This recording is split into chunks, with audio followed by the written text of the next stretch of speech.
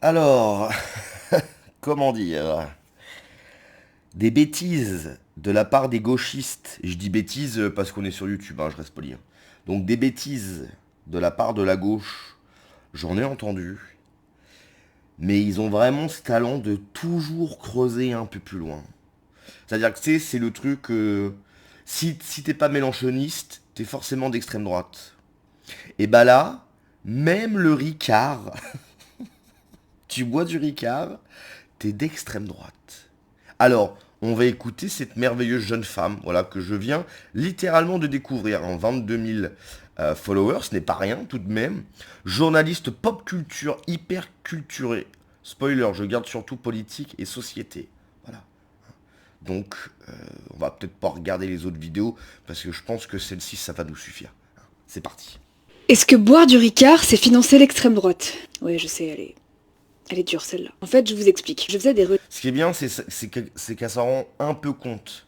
Elle se dit oui, c'est vrai que je vais encore raconter n'importe quoi là. recherches sur les marques qui n'ont pas de lien avec l'extrême droite pour justement pouvoir vous proposer des alternatives. Et une recherche en amenant une autre, je suis tombée sur un article du média La Provence qui disait Pernod Ricard a-t-elle financé la campagne de Donald Trump? Pernod Ricard, c'est l'entreprise française qui détient les marques Ricard, Absolut Vodka, Jameson, 51, Suze, etc. Et en fait, bah oui, Pernod Ricard a plus ou moins financé la campagne électorale de Trump en 2024, mais c'est un peu plus subtil que ça, je vais vous expliquer. Mais avant ça, oublie pas de t'abonner. En gros, aux Non, États-Unis, la loi je vais pas m'abonner, hein, parce que là ça part mal quand même. fédérale autorise les entreprises à financer des campagnes politiques avec ce qu'on appelle des PAC, soit des comités d'action politique. Alors pour la faire très courte, ce sont des organisations privées dédiées au financement de campagnes politiques qui peuvent du coup complètement influencer l'opinion publique. Dans les entreprises, les PAC sont financées soit par les salariés, soit par les dirigeants par exemple, et pas par l'argent de l'entreprise. Très important. Mais du coup, les entreprises françaises qui ont des filiales américaines comme Pernod Ricard peuvent utiliser leur PAC pour financer un camp ou un autre. Et selon les données récoltées par Open Secrets, sur la période 2023-2024 par exemple, l'entreprise a investi 32 500 dollars dans les différents candidats fédéraux et près de 77% sont allés dans des candidats républicains. Et depuis 2004, on voit que Pernod Ricard a davantage investi dans les républicains que dans les démocrates. Alors vu que ce ne sont pas directement les bénéfices de l'entreprise, mais bien l'argent perso des salariés qui financent les PAC, on ne peut pas vraiment dire que consommer les marques de Pernod Ricard, c'est financer l'extrême droite. Voilà, par contre c'est toujours intéressant de comprendre comment tout ça, ça fonctionne. Dites-moi en commentaire ce que vous en pensez. Alors, eh bien je vais pas écrire de commentaire, mais je vais le faire directement. C'est-à-dire que tu viens de dire concrètement que non, en fait, hein, ils n'ont pas financé ce que tu appelles l'extrême droite. Bon, bah, Trump, extrême droite, bon, hein, on rappelle que pour les gauchistes, si tu n'es pas mélanchoniste, tout est d'extrême droite. Hein, je pense que, je sais pas, moi, comme dirait Sandrine Rousseau, manger un beefsteak, faire un barbecue, c'est d'extrême droite. Bon, hein, ils s'en sont plus une bêtise près. Donc elle dit littéralement non, non, mais ils ont pas financé, mais tu comprends, voilà. Fallait que je fasse une petite vidéo qui n'a aucun intérêt, hein, boire du Ricard, financer l'extrême droite, je vous explique tout. Bon, écoute, moi la question que je me pose, c'est quelle est l'utilité de cette vidéo quelque part, tu vois? Est-ce qu'il n'y a pas un côté, oh, faut que je fasse un truc, j'ai rien à dire, donc je vais raconter n'importe quoi. Voilà, hein. Donc Pernod Ricard n'a pas financé ce qu'elle appelle, hein, l'extrême droite. Mais bon, hein, elle voulait faire sa petite vidéo. Cécile, je crois que c'est ça. Hein. Oui, voilà. Hein, Cécile, elle voulait faire sa petite vidéo. Elle l'a faite. Voilà. Bad Bunny va devenir papa. Pourquoi ton personnage préféré? Attendez, on va regarder s'il n'y a pas une autre vidéo intéressante tout de même. Faire ses courses chez Lidl, c'est financer Israël. Oh, ça, je pense, ça, je sens que je vais rigoler.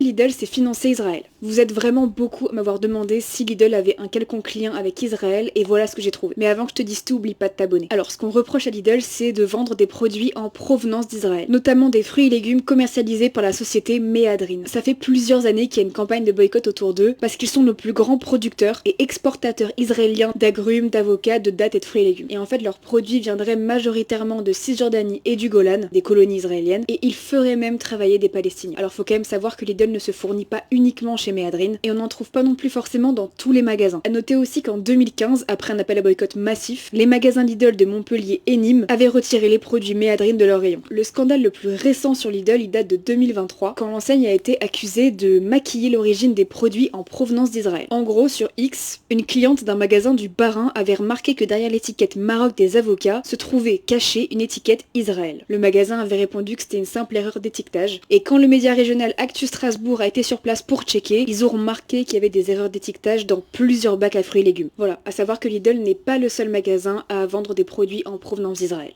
Est-ce que faire ses... Oh là là là là, c'est ça ton combat vraiment.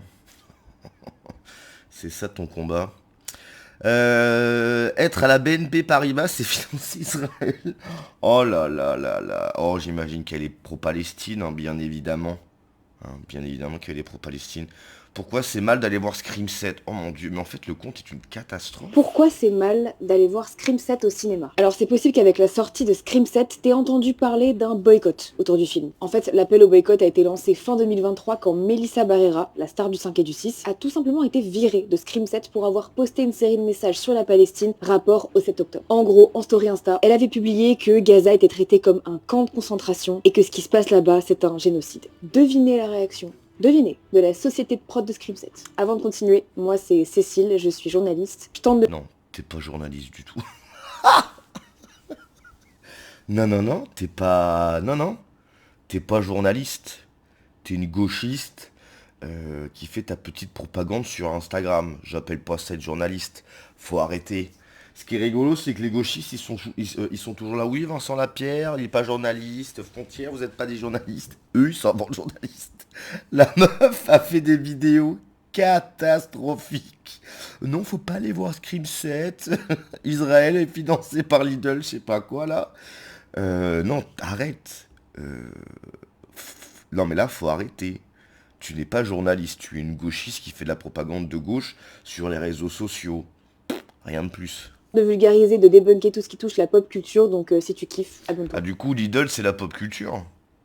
Mais putain, Ah, ça va vite, hein. Lidl, c'est la pop culture, ok, d'accord. Ils l'entèchent pour antisémitisme. Ah, celle-là, on l'avait pas vu venir. Plus dans le détail, ils ont dit dans un communiqué qu'ils n'ont aucune tolérance à l'égard de l'incitation à la haine sous quelque forme que ce soit, y compris de fausses références au génocide, alors qu'en septembre dernier, la commission d'enquête du Conseil des droits de l'homme de l'ONU a considéré qu'Israël est bien en train de commettre un génocide à l'égard des Palestiniens. Alors, remettons l'église au milieu du village. Melissa Barrera, factuellement, n'a jamais rien dit sur la communauté juive. Bon, pour comprendre un peu mieux pourquoi Melissa Barrera a été virée, j'ai creusé un peu sur Spyglass, la société de prod de Scream 7. Oh là là, c'est inintéressant à souhait. Inintéressant. Pourquoi la créatrice de est dans la sauce? Comment j'ai obtenu le droit de marier des gens aux USA? Mais qu'est-ce que c'est que ça?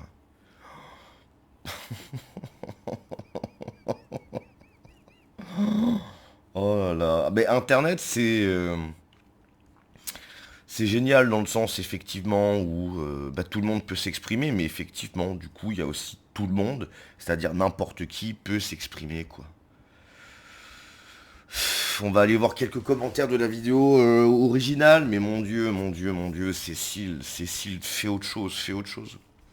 Alors, pendant la Seconde Guerre mondiale, le régime de Vichy diabolisait Pernod Ricard parce que l'entreprise était dans la résistance et que c'était une boisson assimilée aux ouvriers et donc aux communistes. On peut le voir sur la fameuse affiche de propagande de la Maison de France où le pastis est mentionné comme cause de la décadence de la France. Je préfère un Ricard à du halal qui finance l'islamisme et ça c'est une vérité. C'est vrai ça, c'est vrai. Alors je comprends très bien ton discours, mais comme tu le dis, c'est les salariés. J'ai travaillé pour le groupe, s'il est vrai que certains salariés sont sympathisants d'extrême droite, le groupe, lui, lutte constamment contre le racisme, mais en avant la diversité et l'inclusivité de tous. Je ne compte plus le nombre de meetings obligatoires ou de formations que j'ai pu faire, sans compter les mails d'information constants sur les sujets de vivre ensemble. De plus, le groupe a créé en son sein une équipe en poste pour cela. Catastrophique. Mais bon, c'est passé en fait parce que t'as deux mecs qui aiment bien Trump, quoi, tu vois. Donc il faut boycotter en fait. Alors c'est compliqué de faire un lien sur la consommation de Ricard et être d'extrême droite. Moi je suis de gauche et je bois du Ricard. Le... Très bien expliqué, merci pour ton travail, il n'y a rien à dire. Moi je dirais simplement oui, je pense qu'il n'y a rien à dire là. Ah, au début j'ai eu peur, mais laisse-nous boire l'apéro tranquille.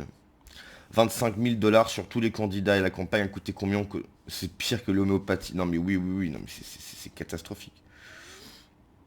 Merci pour les infos. Donc il y a des gens qui trouvent ça super, surtout quand Absolute est très connu pour soutenir les causes LGBT. J'adore le Ricard le week-end avec tes copines, 2 bouteilles de Ricard et beaucoup de viande.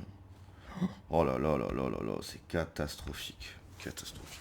Bon bref, voilà, hein, souvenez-vous, le Ricard c'est d'extrême droite, et heureusement qu'il y a des gens de gauche, hein, pour nous dire qu'est-ce qu'il faut boire et qu'est-ce qu'il faut pas boire. Hein, vraiment, qu'est-ce qu'on ferait pas, qu'est-ce qu'on ne serait pas sans les gens de gauche. Hein, vraiment, à part heureux.